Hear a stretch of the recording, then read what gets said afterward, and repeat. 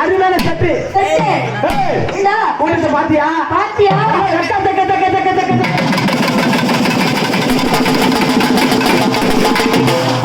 ஆமாண்டா, எக்கச்சக்கமான கூட்டம் தான். நேற்று போனோம் ஒரு ஊருக்கு. அங்கெல்லாம் கூட்டமா? அது ஒரு 10 பேர் தானே இருக்கும் உண்மையாலுமே.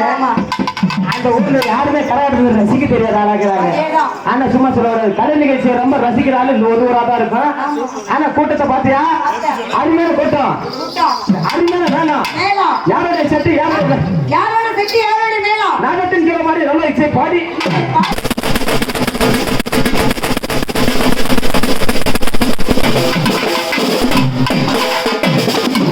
எத்தனை ஊரை போனாலும் நம்ம அரியண்டக்காவை சேர்ந்த பாஜகனுடைய வேலை சவுண்ட் கொடுக்காது.